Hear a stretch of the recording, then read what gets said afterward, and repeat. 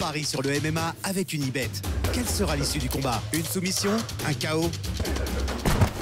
Parie sur l'appli numéro 1 avec Unibet. 100 € de bonus sur ton premier pari. Bienvenue à tous sur Actu MMA et aujourd'hui on se retrouve avec Patrick Habibora qui d'ailleurs on remercie pour nous avoir accordé cette interview.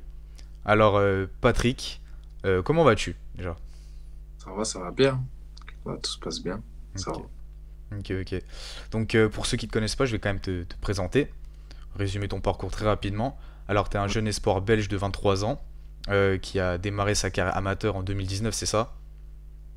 Même plus tôt, c'est juste qu'il n'y avait pas sur Tapologie à l'époque où je combattais. En Belgique, c'était pas encore référé, mais mon premier combat, je l'ai fait en teenage, donc c'était en jeune, c'est 16 à 18 ans, et j'avais 16 ans. Ok, du coup, ton record de 26 combats, il n'est pas Ouais, vraiment... Dans les Ok, 33, ouais. ok, donc officiellement 33, et officieusement, on va voir sur Ouais, les sites 26 combats, 20 victoires, 6 défaites, avec de nombreux finishes, ouais. ça c'est sûr. Ouais, ça. Et début 2024, tu as passé le cap, tu es passé chez les professionnels du coup, Ouais. et tu restes invaincu chez les pros. Tu comptabilises actuellement un beau record de 4-0, dont 3 victoires dès le premier round. Dernier en date, c'était en juin, à l'Ares 22 contre Alex Aston. C'est bien ça? Ouais, Ok.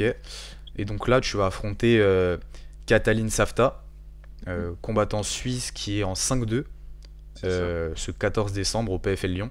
Tu seras en co-main event de l'événement d'ailleurs. Et comment, comment tu te sens physiquement? Comment elle s'est passée ta préparation? Oh, bah, le passage en pro, il s'est fait comme tu as dit en 2024. Mhm, J'étais champion du monde IMAF. mhm, Du coup, voilà, je tenais à le dire quand même, c'était cool parce que c'était ça mon passage en pro. Je m'étais mis comme défi d'être champion du monde, mhm.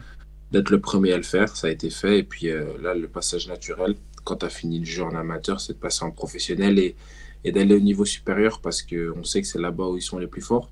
Mhm. Ça fait 4 combats, j'ai fait 4 combats en 6 mois. Du coup, si on compte en plus la première partie de l'année, j'étais sur une saison entre septembre à juin, je crois 10 ou 11 combats. Du coup, j'ai pas pris beaucoup de repos. Là, ça fera 6 mois depuis mon dernier combat. Ça fait plaisir de revenir.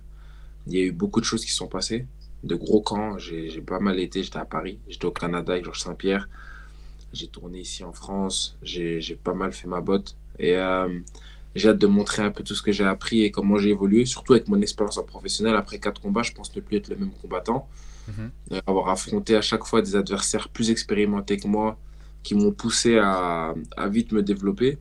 Je pense à des combats comme au PFL que j'ai pu faire, qui étaient très engagés. Je pense aux combattants que j'ai affrontés dernièrement. Ils avaient toujours plus d'expérience que moi, ou bien quelque chose qui était, tu sais, Alex Saxton, c'était une purple belt, mais qui faisait Mhm. déjà les combats Polaris. Donc, c'est des combats vraiment pour le niveau élevé en grappling, qu'il a gagné par soumission. C'est un gros finisseur en grappling. Du coup, pour Claudio Pacella, je crois qu'il avait 3-1 à l'époque, et moi j'étais 1-0. Du coup, lorsque je l'ai battu, juste après moi, il a battu Mark Ewan, qui est 5-0, 5 KO premier round de Bellator. Du coup, je pense pas que je prends des mecs faciles. Et là maintenant, c'est encore le cas. Mais ce sera samedi, quoi. On prend un adversaire qui est bien. Il a 4 finishes. Son dernier combat, c'était par KO aussi. Il a jamais été mis KO. Aucune défaite en amateur. 5-2 en professionnel. Je crois qu'il est sur 4, je sais pas combien de victoires d'affilée. Black Belt au sol, connu. Son nom, il est connu sur la scène francophone. Du coup, voilà, c'est un Suisse, mais voilà. Donc mentalement, tu te sens plutôt bien, tu t'es bien préparé. Ouais, Ok. franchement, je me prépare toujours très dur parce que je respecte beaucoup mes adversaires. Du coup, je me dis, le MMA, c'est un game où ça peut aller très vite, dans un sens comme dans l'autre. Et pour que ça aille pas vite dans l'autre sens, il faut que tu sois préparé à tout, il faut que tu sois vraiment vigilant. Et pour ça, tu ne peux pas te lésiner sur ta prépa. Ça veut dire que, pour moi, c'est de la consistance. Que tu aies Ok. des combats ou pas, entraînement tous les jours, c'est pour ça que je combats autant. C'est que je vais faire 5 combats dans ma première année professionnelle. Je pense pas que tu as beaucoup de combattants francophones qui ont Mhm. fait 5 combats en un an en pro. Euh, Moi, mon truc, c'est que je m'entraîne tout le temps. Du coup, je fais pas de pause. Et vu que je fais pas de pause, je suis toujours prêt. Je suis toujours en camp. Toujours, je pars à l'étranger, même aller chercher du sparring partner dur. Mhm. Cette prépa, je me suis préparé avec pas mal de gens. J'étais au Canada avec Firas, j'étais avec Georges Saint-Pierre, je tournais avec Keita Lossen qui fait la finale du tournoi Octagone. Je pense que j'ai tourné avec pas mal de monde. J'ai tourné avec Wissem qui a gagné ici à l'Ares. Je tournais avec Michael Lebou, j'ai été à l'US Metro, je tournais avec pas mal de gars. Ok. Mais du coup, le fait d'être en co-main event du Ouais. PFL, qui est quand même l'une des top promotions au monde, est-ce que ça te fait quelque chose? Est-ce que tu ressens une pression en plus? Moi, en fait, j'aime bien ne pas trop accorder d'importance à ça, tu vois. Ok. J'avoue que les gens, c'est clair que les gens ont une image sur les réseaux sociaux. Mais ce qu'il faut savoir, c'est que c'est pas moi qui gère mes réseaux sociaux. Ça veut dire Mhm. que moi, je suis très détaché de ça. Ok. En vrai, dans la vraie vie, si je te parle franchement, c'est merci au PFL de me placer là. J'entends bien que moi, il y a des combattants que je vois qui sont plus expérimentés, etc. Donc, c'est cool d'être là. Je me dis, je pense ils veulent promouvoir aussi le fait que je suis un jeune prospect. Ils sentent aussi qu'il y a une grosse hype. Il y a eu un gros boom au niveau des ventes quand ils ont annoncé ma signature. Mhm. Ma vidéo de signature qui a été tournée par mon équipe, elle a fait plus d'1 million de vues. Je suis à 4-0, invaincu. J'ai fait champion du monde. Je suis le seul à l'avoir fait avec la manière que, enfin, plusieurs KO, 3 KO sur 5 combats, 3 KO en début professionnel, tous au premier round. Bah, je pense que les chiffres parlent d'eux-mêmes. Donc, je pense qu'il y a une coalition de plusieurs choses qui font que ils ont voulu mettre en co-main event. Il y a Mhm. l'adversaire pour aussi, Oui. un autre style, un adversaire confirmé. Donc, je pense que ça va faire des étincelles et vous pouvez vous attendre à un gros combat. Et d'ailleurs, pour parler de ton adversaire, du coup, tu le connais plutôt bien. Apparemment, tu l'as étudié, j'imagine. Mhm. Toujours. Est-ce que tu pourrais nous parler un peu de lui et d'ailleurs comment tu as appréhendé le combat? Bah, ce que je sais, c'est que c'est une black belt au sol. J'ai vu Mhm. ses combats. Après, un combat, c'est toujours un combat. J'ai envie de dire, tu sais, des fois, tu regardes beaucoup les vidéos, etc. Mais ce qu'il faut regarder, c'est les combats. Mhm. Ce qu'il a fait, c'est bien. J'aime bien ce qu'il fait. Je vois un peu son niveau, mais j'ai affronté tellement de gars. Ok. Tellement, tellement. J'ai presque 40 combats à mon actif en MMA. Si je compte que le MMA, sans compter tous les autres sports que j'ai fait. Du coup, j'ai affronté des black belts. J'avais affronté une black belt de chez Renzo Gracie au championnat d'Europe. Un Israélien, je l'ai mis KO au deuxième round, je crois. Du coup, ça veut dire que c'est pas quelque chose de nouveau. C'est un adversaire dur. Il va falloir être vigilant, il va falloir être constant dans sa stratégie, suivre le game plan. Mais je suis prêt. Ok. Et toi, ce serait quoi ton pronostic pour ce combat justement? C'est dur de se prononcer à chaque fois, de Mhm. pouvoir venir et dire tel round, tel truc, je vais faire ça. Euh, je pense avoir mûri aussi en tant que combattant. J'ai un peu diminué la fougue que j'avais au début. On l'a pu le voir au premier PFL où j'ai voulu direct terminer et après, au final, j'ai fini en guerre pendant 15 minutes. Mais faut pas s'attendre à ce que j'ai pas de coffre. J'ai du coffre. Ok. S'il faut faire 15 minutes, on va faire 15 minutes. S'il faut que je te finisse au premier round, je te finirai au premier round. Tout ce que je sais, c'est que c'est dans mon style et dans ma manière de combattre que je viens pour terminer l'adversaire. Du coup, ça, faut se préparer à ça. Si tu me laisses une opportunité, je vais la saisir. Ok. Et on sait que bah, après ce combat-là, tu auras encore un autre combat au Fight and Furious in Octagon 2 contre Josiro Boy, combattant bah, avec 31 apparitions, 20 victoires. Bah, comment tu l'appréhendes? Et en plus de ça, t'es en main event. Est-ce que là, le fait d'être main event, ça change? Adversaire, ça change? Tout. Qu'est-ce qui fait? Qu'est-ce que ça change? Mon premier combat pro, j'ai été main event. Mhm. C'était à l'AEF. J'ai été main event devant 10 000 personnes encore à l'AEF, au Roison Park. Mhm. Euh, on avait fait 10 000 personnes dans la salle de foot. J'ai fait main carte au Ares. J'ai été sur la carte la plus prisée du PFL, Doumbé Baki. Je suis rentré, j'étais 1-0. J'avais qu'une expérience, un combat professionnel de 30 secondes en pro. Donc, du coup, j'avais presque pas d'expérience. Ok. Je pense qu'au regard de ma carrière, ça a toujours été des gros combats, des grosses salles. Enfin, j'ai fait que des grosses salles, j'ai fait que des gros events. J'ai toujours été suivi par des gros médias. J'ai toujours eu des caméras sur moi. Ma seule force, c'est que je suis assez détaché de ça. Ça Ok. veut dire que je viens, je fais ce que j'ai à faire. Mon boulot, c'est la cage.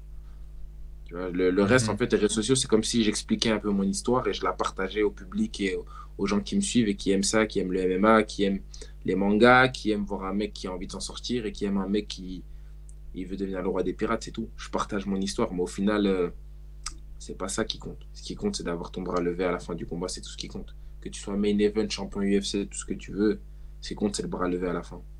Ok. Et est-ce que t'as des objectifs précis pour 2025? Faire un maximum de combats. Maximum de combats, victoire, finish? Moi, vous me connaissez. Moi, le but, c'est d'avoir un ratio incroyable de KO. Si je peux te dire, j'ai vraiment envie d'avoir un ratio incroyable. moi, les combattants qui me font rêver, qui me font avoir les yeux qui pétillent, c'est des Beterbiev, Gervonta Davis, Conor McGregor Prime, Sean O'Malley Prime, Adesanya quand il était au Prime, Khabib Nurmagomedov. Ça peut être des finishes comme un Khamzat aussi en soumission. En fait, quand tu es un combattant et que tu viens et que tu termines l'adversaire, c'est la chose la plus belle. John Jones Prime, c'est mon GOAT. C'est des mecs comme ça en fait qui me font rêver. C'est venir et être dominant. Ok, bah là, tu vois, là. Dominer l'adversaire. Ok. Là, tu vois, t'as cité plusieurs combattants. Je vais un peu te mettre en galère. Pour toi, de Vas-y. tous les combattants lightweight actuellement actifs, c'est lequel qui t'impressionne le plus Dans le monde entier. dans le monde entier? Actif. Hmm, Islam Makhachev. Ok. Je dois être honnête. Je dois être honnête. Impressionnant par les gens qu'il a battus. Mhm. Parce que si je devais parler avec le cœur, Charles Oliveira m'impressionnait de ouf. Mais lorsqu'il l'a battu, j'ai dit, ah ouais, ok. Même si de cœur, j'aimais Charles Oliveira, je dois reconnaître que Islam, c'est un niveau au-dessus. Donc là, actuellement, ouais, Islam Makhachev. Après, je regarde beaucoup Arman Tsarukyan, par exemple. Ok.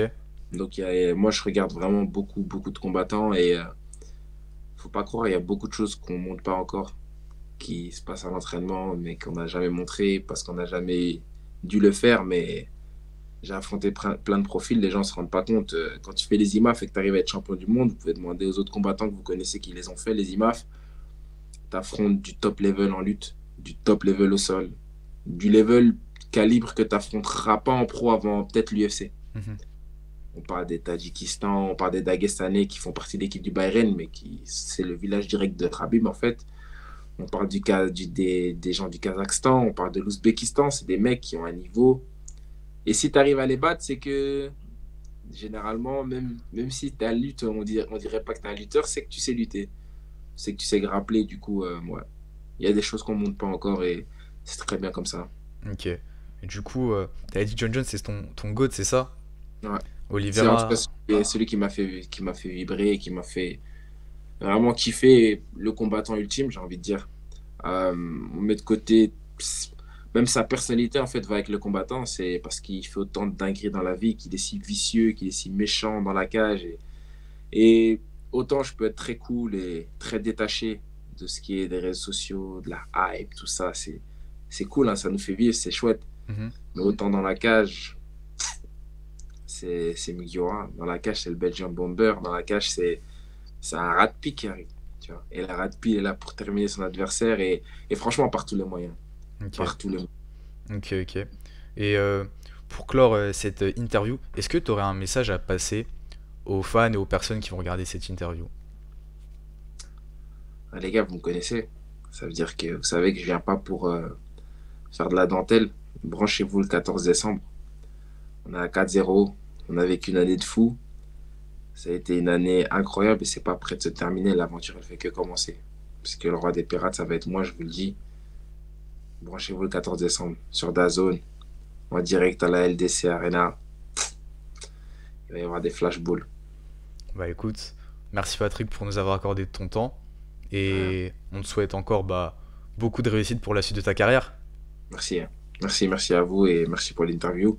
Et merci à tous ceux qui me donnent de la force. Quand bien même on essaie d'être détaché, on voit quand même les messages, on voit quand même le soutien, ça fait plaisir. Et au final, c'est quand même un show qu'on fait aussi pour vous les gars. Du coup, on prend plaisir, mais on vous fait plaisir et ça, tout le monde est gagnant. Merci à toi Patrick.